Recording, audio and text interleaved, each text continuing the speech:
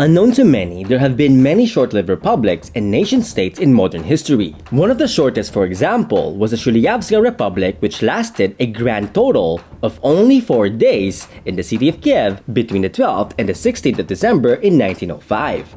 And in terms of modern-day independent nation-states, this was outdone by the Sultanate of Zanzibar, which ruled the small East African island for just 1 day. Between the end of the British rule on the 10th of December 1963 and its merger with Tanganyika to become the United Republic of Tanzania the following day. Few of these short-lived republics and nation-states have much by way of history, but that is not the case with one of Southeast Asia's shortest-lived nation-states, the First Philippine Republic, which between 1898 and 1902 aspired to rule an independent Philippines. So in today's video, let's learn more and dig deeper about the history and the legacy of Asia's very first independent constitutional republic.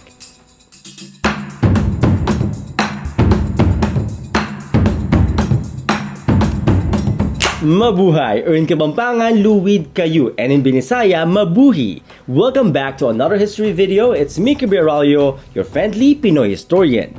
And in this channel, if you're new to my channel, I make videos about our people's history, culture, and everything in between. So if you like learning about the Philippines, Southeast Asia, and beyond, don't forget to like, share this video, comment down below, and please subscribe. But before we begin today's topic, here's a few reminders. Today's video is just an introduction to this topic, so check out the links below for a list of sources and recommended readings. And this video is actually an updated version of an older video I made about this topic many years ago. So if you would like to support my channel and my research, please be my patron on Patreon, be a member of my YouTube channel, or get copies of any of my books, coloring books and ebooks, or any of the merch linked down below. Maraming salamat po! So, what exactly was the First Philippine Republic? What is it all about? Let's find out.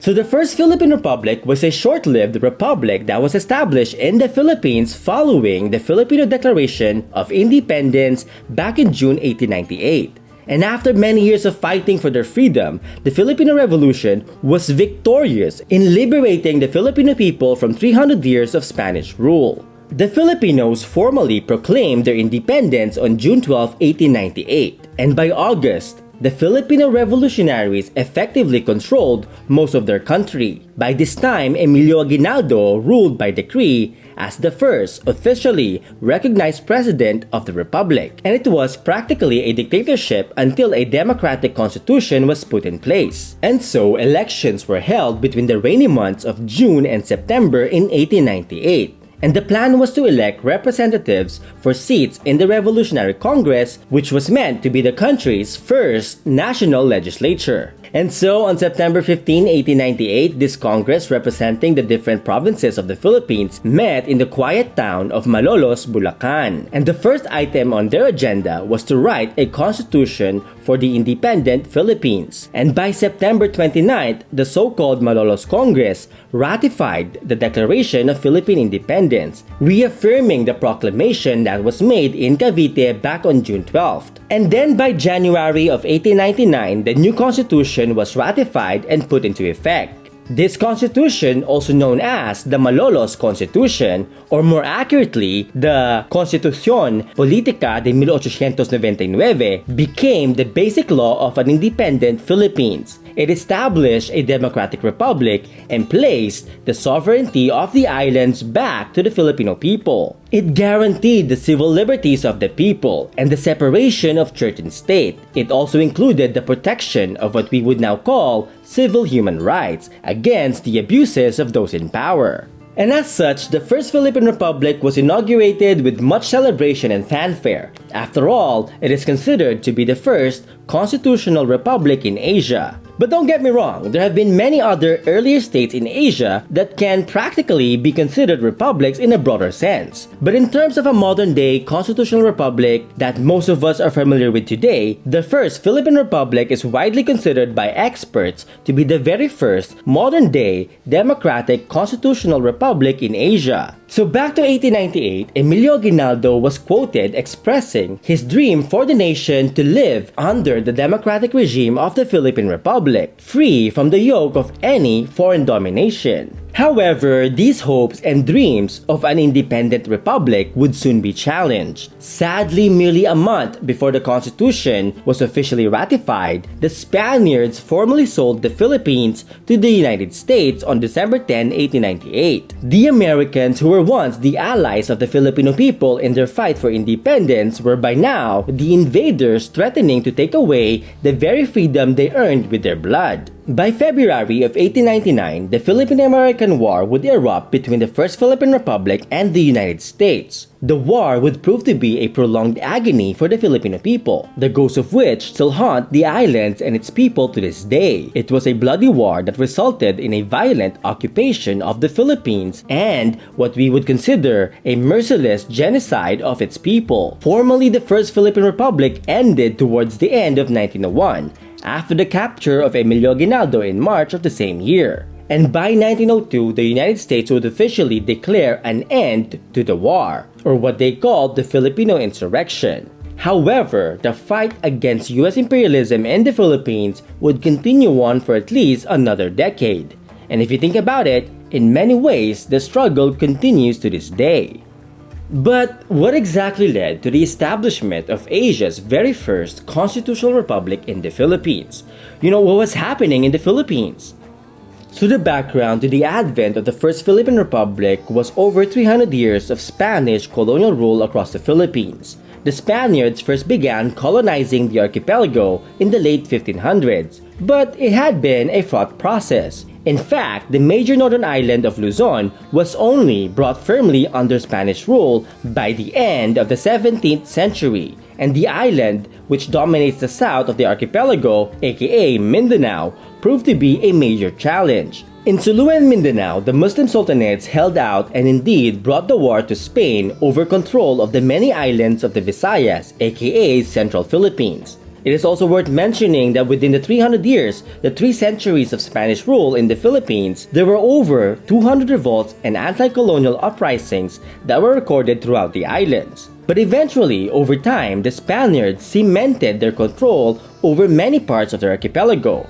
But by the 1700s, the colonial community itself, the Spaniards living in the Philippines, had begun to view themselves as distinct from the Spaniards in Spain. And this was compounded in the early 19th century by the many wars of independence across the Spanish Empire in the Americas. So long story short, by the mid-1800s, there was a growing movement amongst native Filipinos, along with the colonial community of Spanish descent and those of mixed heritage, to try to establish an independent Philippines, one which could benefit from its own resources rather than being robbed of its wealth by the colonial power in Madrid. So by the 1890s, a growing number of independence movements had emerged in the Philippines, most notably the Katipunan, a revolutionary anti-colonial movement led by Andres Bonifacio and inspired by the writings of Jose Rizal. And so in August of 1896, when the Spanish government learned of the existence of the Katipunan movement, Bonifacio called his fellow Katipuneros to attack the colonial seat of government in Manila. And the rebellion spread quickly across the archipelago, led by the followers of the Katipunan, along with the other revolutionary groups that emerged elsewhere. So by the end of autumn of 1896, the Spanish colonial government in Manila was facing armed insurrections in most of the provinces it controlled. So by the spring of 1897, the Katipunan movement and the Philippine Revolution had reached a sufficient point that presidential elections were held for an independent Philippine government. And the war with the Spaniards continued on with different parts of the archipelago held by the Filipino revolutionaries, while the areas under Spanish control continued to dwindle. Emilio Aguinaldo served as its first head of state between 1898 and 1901, although many would argue that this honor should have been given to the father of the revolution, Andres Bonifacio. But anyway, following Aguinaldo's capture and eventual surrender to the Americans, Miguel Malvar would become the unofficial president of the First Republic, and he held this position for several months between 1901 and 1902. And as mentioned, the Malolos Constitution was also promulgated, and came into effect on the 22nd of January 1899, with the Republican Congress, the Malolos Congress, convening in the town of Malolos in Central Luzon. So how exactly did it fall? Why did the First Philippine Republic cease to exist within just a few years? On the 15th of February 1898, the USS Maine, a US Navy ship, was sunk in Havana, Cuba. The incident, which was a byproduct of the Cuban Revolution against Spanish rule on the Caribbean island, was taken as an excuse by the government of the United States to declare war on Spain. In one of the most naked acts of imperialism ever practiced by the US, the Spanish-American War was fought for the US to effectively seize control of Spain's few remaining colonies. Over the next several months, the United States sent troops to seize control of Cuba, Puerto Rico, Guam, and the Philippines. And thus, just as the Philippine Revolution was developing into an independent Philippines, the revolution became entangled with the conflict between Spain and the United States. The revolutionary government in the Philippines now viewed the US as naturally an ally against the Spaniards. But in the process of accepting American aid, the Filipino revolutionaries would effectively simply swap one imperial overlord for another. And the Treaty of Paris, which was signed on December 10th of 1898, brought the Spanish-American War to an end after just over 6 months of fighting, in which the Spaniards had been widely and roundly defeated by the United States. However, rather than ensuring the success of the Philippine Revolution, the Treaty of Paris effectively ceded the Philippines from Spain to the US. Rather than acquiring independence, the Filipino revolutionaries now face a much more powerful colonial overlord. For some weeks after the signing of the Treaty of Paris, the revolutionaries held out some hope that the United States government would grant a large amount of independence to the archipelago. But it was soon realized that this would not be the case. And thus, on the 4th of February 1899, the first battle of the Philippine-American War erupted between the First Philippine Republic and the United States. A battle that pitted 15,000 Filipino soldiers against 19,000 American troops. This fierce battle, however, only lasted till the end of the following day before the Americans emerged victorious. However, it was also just the beginning of a much longer war between the Filipinos and the Americans. The Philippine-American War would drag on for 3 years before the revolutionaries were largely defeated by the American imperial regime. The Philippine-American War was the first major colonial war that catapulted the United States as a world power. It became a template for US expansion and imperialism from the Vietnam War to Iraq and even Afghanistan today. Indeed, the Philippine-American War was oftentimes referred to as the First Vietnam. It was indeed a bloodier war that immediately followed the much romanticized Spanish-American War. And because of the massive number of casualties and the atrocities that followed the war, the Philippine-American War is also considered a genocide.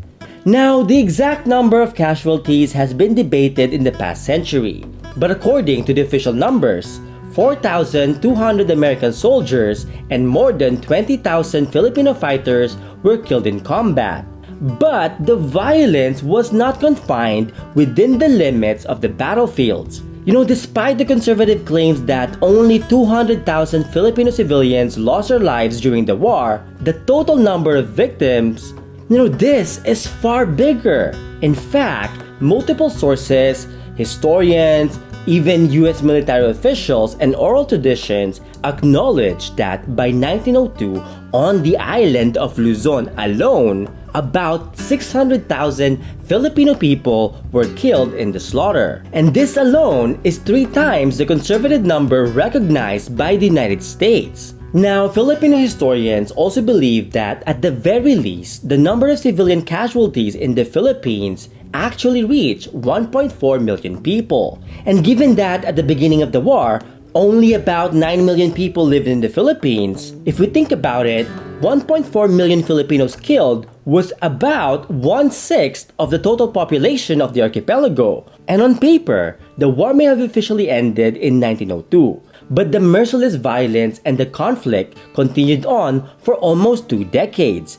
And within these decades of darkness and violence, Scholars also believe that up to 3 million Filipinos lost their lives as a result of America's imperial ambitions in the Philippines. 3 million people. That is about a third of the archipelago's population before the war. But sadly, most people today have forgotten about this. Most Filipinos are not even aware of this bloodshed. In the end, officially on paper, the conflict was somewhat brought to an end when the United States made some concessions through the Philippine Organic Act of 1902, through which a Philippine Assembly was created, granting the archipelago a very limited amount of self-determination. And with this, one might say that the First Philippine Republic came to an end as the revolutionaries of 1896 laid down their arms in 1902. But as mentioned earlier, the war and the merciless violence and conflict and genocide continued on for almost 2 decades. And it was only on November 15, 1935 that the Commonwealth of the Philippines was inaugurated. And this basically allowed for a certain degree of self-government while still being a colony of the United States. So basically, it was like how Puerto Rico is today minus the US citizenship. And in the end, though direct US rule over the Philippines would prove to be somewhat short-lived compared to the Spaniards, much like the Spaniards, the United States faced a bloody war against Muslims in Sulu and Mindanao for decades to come, while the islands were eventually also occupied by the Japanese during the Second World War, a period that also saw the establishment of the Second Philippine Republic on October 14, 1943. Now on paper, the Second Republic was supposed to fulfill the promises of the First Philippine Republic, an independent Philippines free from Western imperialism. However, in reality, the Second Philippine Republic was not truly independent. It was effectively a puppet state, controlled by the imperial government in Tokyo. Now, following the end of World War II, US President Harry S. Truman issued Proclamation 2695 on the 4th of July, 1946, and this finally granted independence to the Philippines. And thus, 50 years after the First Philippine Revolution set in a chain of events that ushered in the establishment of the First Philippine Republic, the Third Philippine Republic finally and officially achieved independence for the nation. And today, the world recognizes the Fifth Philippine Republic as an independent nation-state, with its sovereignty resting upon its diverse multi-ethnic people. However, many experts and activists today would argue that the Philippines today is not truly independent, because historically speaking, the relationship between the Philippines and the United States has been criticized by many as a form of neo-colonialism, a new form of imperialism in which the Philippines continues to be subservient to the whims of the superpowers like China and the United States. And thus, one can say that the promises of the First Philippine Republic of a genuinely independent Philippines are yet to be fully achieved. Okay, so was the First Philippine Republic really a failure? I mean, was it an epic fail at creating Asia's very first modern democratic republic, back in the 1800s? Not exactly, and here's why. The First Philippine Republic may have only lasted for a few years, but its legacy survives to this day. It has proven to the world that the people of what is now the Philippines have always been capable of self-determination. They've always been fit for self-rule. Indeed, it was evidence of the Filipino people's triumphant victory against 3 centuries of colonialism and their determination to fend off foreign domination and imperialism. And although it was not perfect, let's be honest, no republic in history has ever been perfect. Definitely not the Philippines today, nor the United States, and not even ancient Rome where the word republic comes from. And honestly, we can even make a separate future video just about the failures and the weaknesses of the First Philippine Republic. So let me know in the comments if that is something you would like to see on this channel. But yes, although it was not perfect, the First Philippine Republic had many of the fundamental elements of modern-day nation-states and present-day democracies. For example, it had a strong executive branch, a Congress to balance it out, an independent judiciary, and its own army. It even included the establishment of a public university for the people. And this was back in the 1800s. But perhaps More importantly, it guaranteed the protection of the rights of the people. The Malolos Constitution of the First Philippine Republic was a testament to the aspirations and the capabilities of the Filipino people for democracy, liberty, and justice. Indeed, it was a beautiful reminder that the diverse, multi-ethnic people of the Philippines are capable of building their own modern, democratic nation, capable of their own greatness, capable of envisioning a free Philippines, and thus laying the foundations for a brighter future for the Filipino people, for our people. As opposed to being seen as uncivilized and savages by both the Spanish Empire and the United States. In fact, along with the Filipino Revolution, the First Philippine Republic was a beacon of hope for many colonized and occupied people in Asia. Now, unknown to many independence movements were inspired by the Filipino Revolution and the First Philippine Republic. An anti-colonial revolution would soon spring all across Asia in the century that followed. Indeed, from China to Malaysia, from India to Indonesia, and many more, the lessons of the Filipino Revolution and the First Philippine Republic were an inspiration for many in the region across Asia and the Pacific to fight for their freedom and to establish their own modern and democratic societies. Now again, this video is just an introduction into this fascinating topic, so if you want to learn more and dig deeper, make sure to check out my series of videos and my playlist about the Philippine Revolution and independence. And I also wrote an entire book about these topics and the solidarity between Filipinos and African Americans in the events surrounding the Philippine-American War. So make sure to check them out, my videos and playlists, and my book in the links down below. And that is it for me today, so let me know what you think about today's topic in the comments below. And if you like this video or learned a thing or two, don't forget to like, share this video, comment down below, and please subscribe. But of course, before we go, today's shoutout goes to Mike Legaspi of New York City, Hello Short from India, Bernie Mac of Cavite, Aisha from Malaysia, and Bella of Canada. And syempre, special thanks and special shoutout to my patron Brian from San Francisco. This video will not be possible, this channel will not exist without the love and the support of all my patrons, subscribers, and viewers like you throughout these years. Kaya naman, maraming salamat po, daghang salamat, dakal pong salamat, agyaman na. See you next time, or in Tagalog, kita-kits, and in Kapampangan, Miki-tix, and in Binisaya, kita-aita.